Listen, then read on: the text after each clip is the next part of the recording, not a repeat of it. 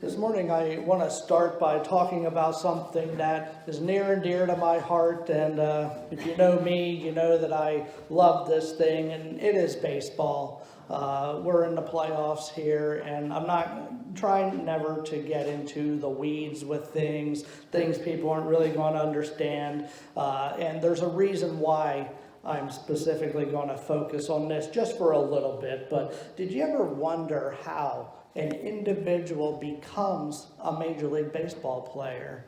It's not like a situation where you lost your job at Walmart and you're looking in the newspaper and the classified ads and, oh, I'm going to apply for center fielder for the New York Yankees here. It doesn't happen that way.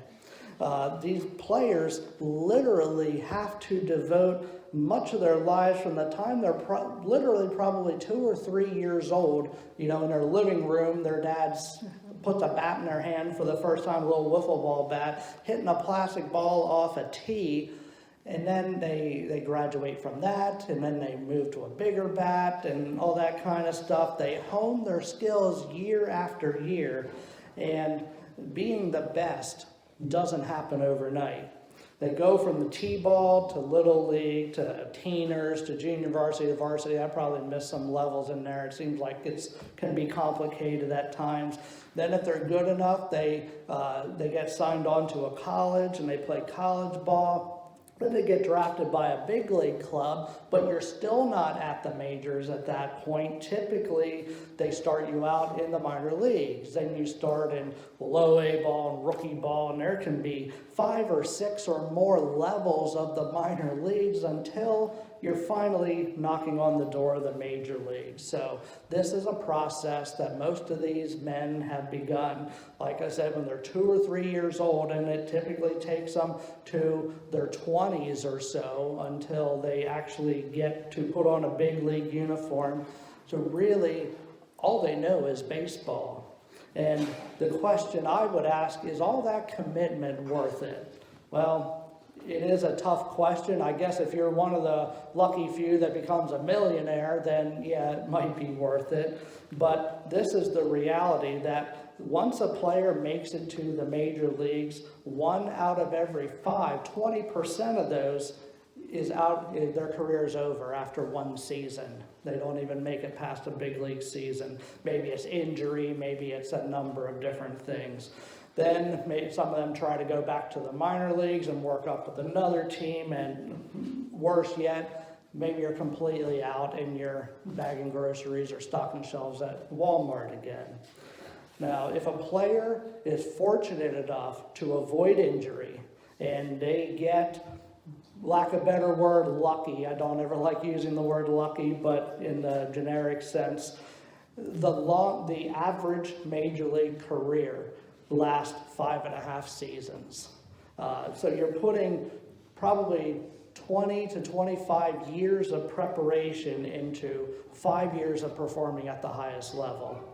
And I find it interesting that the average baseball career is actually very similar in time to the career of the average American pastor too.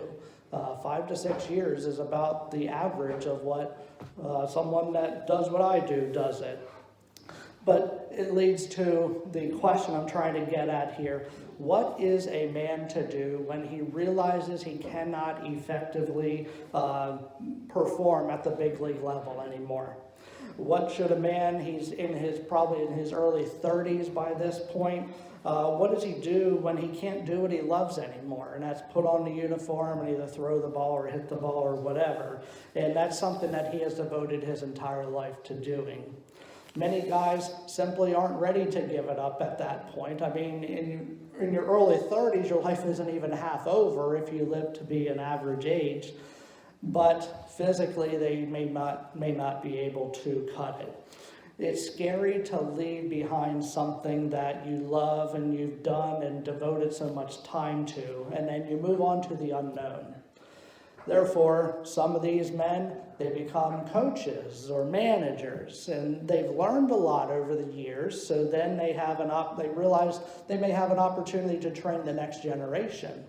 And most current major league managers actually played professional ball. Not all of them, and I looked up to see how many, but most of them have done so. And so that was just managing was the next step in their career.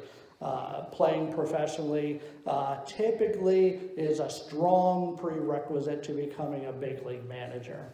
Now, taking that, I want to now shift over to the Bible, and we find a situation that David finds himself in.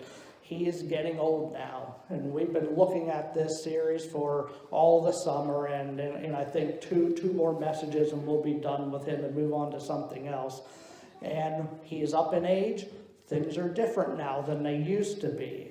And also generically here, whereas nowadays our president does not lead the army into battle, back then it was commonplace for the king to lead his troops into battle. And this makes it even more difficult on David because of the time period in which he reigned. And we'll get into that after we read the passage here that we're looking in 2 Samuel chapter 21. In your Pew Bible, it looks like it starts at about 233, I believe, and we will read verse 15 through verse 21. And the word of the Lord says, "Once again there was a battle between the Philistines and Israel. David went down with his men to fight against the Philistines, and he became exhausted. And Ishbi-Benob, one of the descendants of Rapha, whose bronze spearhead weighed 300 shekels, and who was armed with a new sword, said he would kill David. But Abishai, son of Zeruiah, came to David's rescue. He struck the Philistine down and killed him. Then David's men swore to him, saying, 'Never again will you go out with us to battle, so that the lamp of Israel will not be extinguished.' In the course of time, there was another battle with the Philistines at Gob. At that time, Sibbecai the Hushathite killed Saph, one of the descendants of Rapha. In another battle with the Philistines at Gob, Elhanan, son of Jeroregem the Bethlehemite, killed Goliath the Gittite, who had a spear with a shaft like a weaver's rod. In still another battle which took place at Gath, there was a huge man with 6 fingers on each hand and 6 toes on each foot, 24 in all. He also was descended from Rapha. When he taunted Israel, Jonathan, son of Shimeah, David's brother, killed him." We'll stop there. We pray the Lord's blessing on the reading and the hearing of his holy word. After reading that, we see David gets tired in battle, and that leads to something here. I will especially let the ladies in on a secret about us men here, if you didn't know it already, and hope that's a good transition for you. Typically, when men meet other men and we start talking and introducing ourselves for the first time, you know typically what men talk about first. It's not cars and it's not sports and those kind of things. Almost always at the top of the list is your family life. That usually ranks number 1. Are you married? Do you have kids? Where do you live? That kind of thing. Then right after that, we want to know from other men, what do you do for a living? That's sort of that's the framework that we put other men in. Again, typically, we are defined by our family and our occupation.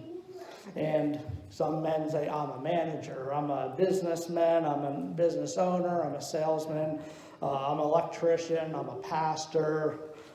That last one typically doesn't hold the prestige of the other ones. Like I said, since we only work 1 day a week is what we are told. But what does David do now? Whenever he built his life around the idea that I am a king and I lead my army into battle. And now he can't do that anymore. It can be a crisis for a man, seriously speaking. It's one thing if a man decides he wants to step away from his job, he knows it's not right for him or a variety of other reasons, but it is quite another thing when he is forced to step down because he simply can't perform it anymore. It hurts our egos, and a man practically has to learn how to live his life all over again.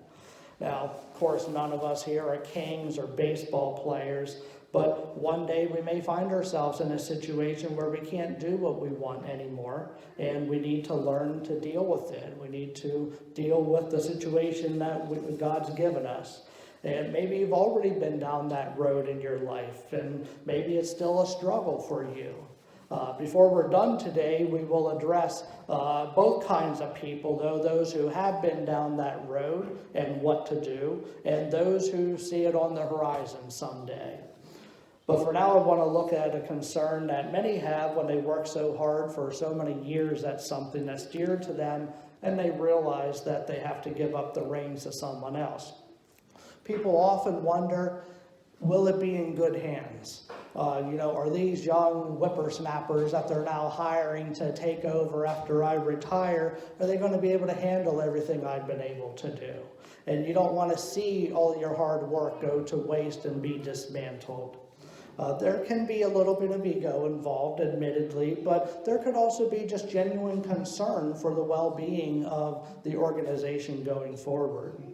And we see in the passage today that in the heat of battle, if David was unsure about the next generation's ability to take over after he was gone, he had no reason whatsoever to be worried.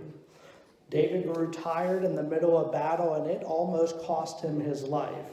And it's sort of an exciting passage, actually. I know I didn't read it really in an exciting way, but just imagine the fierce combat going on. And back then, of course, it was hand-to-hand battle for the most part. And maybe David goes to a boulder and he's heaving because he's just out of breath, and maybe he had been running or whatever, trying to catch his breath. And Abishai here, he notices maybe out of the corner of his eye that, there's a Philistine enemy running towards David, and we are given his name, and he wants to kill David.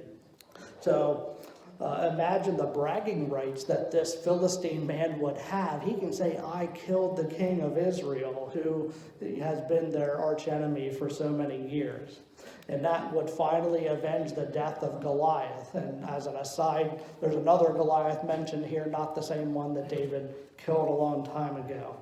So immediately, young Abishai, he takes control of the situation, and he intercepts the enemy and kills him before he can kill David. And whereas older people may think that some younger people can get in the way, you can be sure David was thankful that Abishai was there to have his back on the battlefield that life, which literally saved his life. Abishai, he's an interesting character study in and of himself. He was one of David's nephews and had been by his side for a very long time. You may remember the scene we talked about a while ago where while Saul was alive, he's chasing David all throughout the wilderness. And one night David sneaks into Saul's camp, and he grabs his spear and his water jug and takes it with him. When another chance he had the opportunity to kill Saul, and he didn't do that, but he took the water jug and the spear. And David was not alone in that mission. Guess who was with him? It was Abishai, so very close to him for quite some time. And this is the kind of guy Abishai was, though. He was young, he was mighty, strong, and honorable. And through all the time with David, he learned self-control, and he learned to honor the Lord's anointed. Again, he saw how David didn't allow anyone the opportunity to kill Saul before it was his time. And Abishai also learned to fight from the best, too, and he was by David's side for many years. He learned by watching this man, and I'm sure along the way, Abishai probably learned some things that he shouldn't do, too, from David, like don't be peering at bathing women from your rooftop and that kind of thing, but I'm sure he learned a lot more good than he learned bad from David. You see, the thing is, we're always being observed by someone, whether we know it or not. What are people learning when they observe any of us? School teachers especially see this when they deal with young children every day.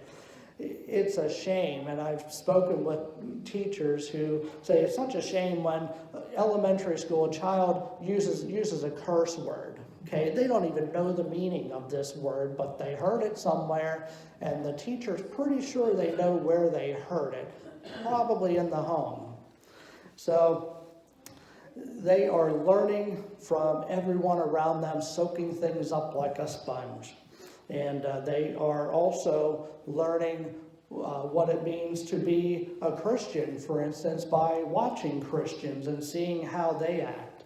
And one day, they are going to decide if they want to accept Jesus also. And probably more than we think, that decision is going to be based on what they see from other Christians. Do I want to be like that person that sits in the pew behind me in church or whatever? In the same way, David knew that he's always teaching those around him, even if it's not in a formal setting. So as long as he walked the straight and narrow, he knew that those around him were going to learn what it was like to act appropriately. And it's quite a responsibility for all believers everywhere. Now, do you want that responsibility? That's another question. I think if we're being honest, probably none of us want that responsibility to know that our every action is probably being viewed and critiqued by someone else. But that responsibility is ours, and we can't do anything about that. We like to control what we can show others, sort of like a teacher, again, who puts on a suit and tie Monday through Friday from 7 to 4 or whatever the hours are. Maybe this individual doesn't want to see the things that he does on the weekend, going to the bar, drinking to excess, and those kind of things.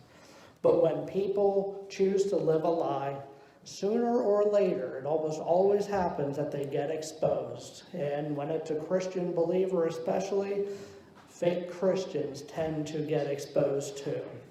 But the Bible tells us how to avoid this pitfall. Don't partake of the table of God and demons. You pick a side and you stay there. Even children can tell if a person is not genuine about their faith. Now, we looked at David, we looked at Abishai, and for the rest of the time together, I want to really make some practical applications out of this to illustrate how relevant the Bible is. And this, what we're reading about, probably happened literally about 3,000 years ago, but I think in a certain sense we can all put ourselves in the shoes of David, even though we're here in the 21st century. So the first one is this, that if you have properly invested in the next generation, like David did with Abishai, for instance, you should not be afraid of turning over the reins to that next generation when the time comes. So often this is not done. For instance, do you know the sign of a company that is doomed to failure? That is, it's usually a big sign that they're going to fail whenever only one person can do any one given task. That means the company is not preparing for the future. What if that person has an accident, goes in the hospital for, even a week? Who's going to do the job? Nobody else. They just sort of shrug their shoulders and let the work pile up. It's not a good way to run a business, and it's not a good way to run our lives either. The person isn't always going to be working at that machine or sitting at that desk or doing that job forever. Change is inevitable, so companies should be investing in the next generation so that process can change over as seamlessly as possible.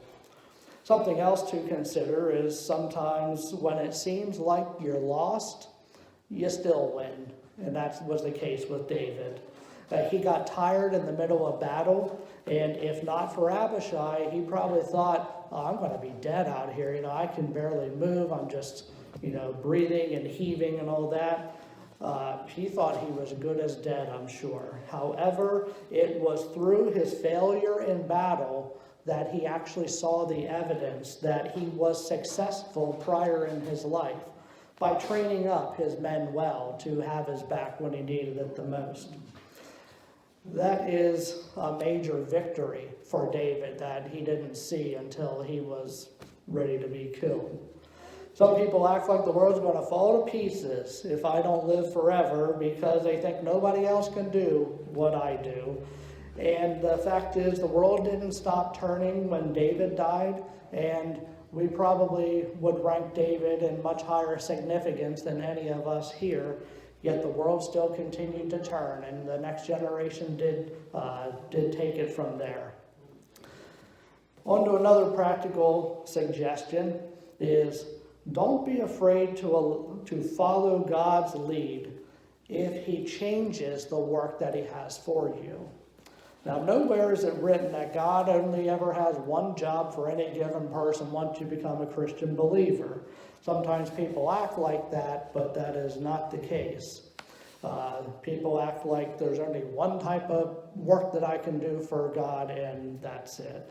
We do get set in our ways, and some people like routine more than others, and we just like what's comfortable for the most part. Not an awful lot of people are thrilled about change, especially on a large scale.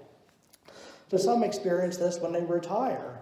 They don't know what they're going to do next since they've been doing the same thing for the last 40 or 50 years even.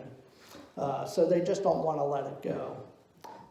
So that you don't find yourself in that position, this is what I would suggest doing, and that is don't wait until retirement to start doing more fulfilling work. During our younger years, people think, well, when I retire, I'm going to have more time. And when retirement rolls around, what often happens? Things come up that take your time. And I hear that from a lot of people. People think, oh, I thought I'd have all this time, and now I probably am more busy now than whenever I was working. Some people, though, don't want to learn something new, and that's another issue. That's why we shouldn't wait until we retire. Don't wait until we have time, because the time never seems to come. So whatever you feel God calling you to do it now, because again, we're never guaranteed tomorrow anyway.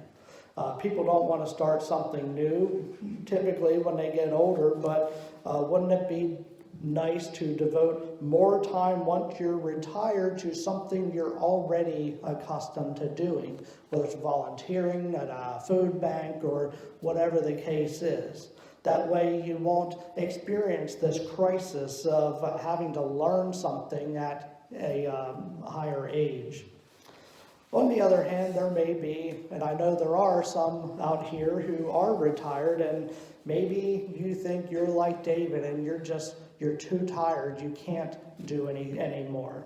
Well, my suggestion here is just do what God lays on your heart. He knows what you're able to, and he will not give you more than you are able to. If you think prayer is important, start a prayer ministry. If you think reading the Bible is important, start a Bible study in your neighborhood maybe. We offer one here every Wednesday night, but maybe there's people out there who don't know we have it, and maybe you can have a young ladies' Bible study or a men's Bible study on the weekend, or so many different ideas. I can't even begin to tell you all the possibilities out there. If you have a friend, like I said, you can. There's even a situation. I have a friend who is at another church, and the church together decided that they wanted to just get together for an hour a week. I think it was an hour a week, however often they want to do it, and just read the Bible out loud together. Not really studying it, but just when you take the time with other people to read it, they said you'd be surprised what you can get out of it in that way. They just take turns, read a couple paragraphs or verses or chapters or whatever, and then take turns. There's a place for something like that. Or, here's a better one, if you think, as a Christian believer, that everyone's eternal destination is important, and if you don't want one more person than necessary to be lost forever, look for ways to reach out to just that one person and make a difference in their life. But whatever it is, whatever the Lord lays on your heart, go for it, and go for it now. One last practical suggestion comes in the form of motivation as well. Don't be afraid to go where God leads you to go. If you were working 40 hours, 50 hours at a job a week and now you're retired, you do, in a sense, have 40 more hours to do other stuff with. Again, a lot of things tend to want to take up that time, but many of the restrictions in our lives that we find tend to be ones we place on ourselves, interestingly enough. I hope you can identify on some level or other with David. He did work that was extremely important, and so much of the Old Testament is devoted to him that in this study, we haven't even looked at half of it. I'm not even sure if we looked at 10% of it, really. I'm sure we didn't. But he did work that was important. He learned to be good at it because God equipped him that way. And one day he learned that he simply wasn't cut out for that work anymore. Thankfully, he invested on others to pick up the slack. And maybe you can think of a person who has invested in you before, which led to you being where you are today. It is that circle of life they talk about. And if God gives you enough days in the world, you could be one who can invest in someone younger than you, invest in that next generation to keep it going. I'm very fortunate to have several who have invested in me, parents, teachers, mentors, those kind of things. It's what we call the changing of the guard. And as someone steps down, another person's ready to step up and take over. If you're walking with God, you can trust that He's watching the changing of the guard so that you have no worries for the future if you have done your job well. And it's like that opening example about the baseball player, that if you were in the game for so long, maybe you don't have to completely leave the game. Maybe just switch what you do. And maybe you've learned valuable lessons that the next generation can benefit from. So maybe you'll take up more of a coaching role rather than being on the front lines of whatever you were doing. Maybe more of a coach than a player, but still you're doing important work. See, the Christian life is a lot like baseball in that sense, in that maybe you didn't make a huge mark on the game in your one season as a pro, your cup of coffee, as they say, but maybe your mark is being made as a coach instead, as helping other people or training someone else to come after you. And maybe one day, symbolically speaking, maybe one day another individual will mention you in their Hall of Fame speech. Because of you, this is how I got to where I was. Even if it doesn't happen, then if you serve God faithfully, we all look forward to hearing God say, "Well done, good and faithful servant." That would be much better, so that is the goal that we should all shoot for. Let's now bow our heads and go to the Lord in prayer.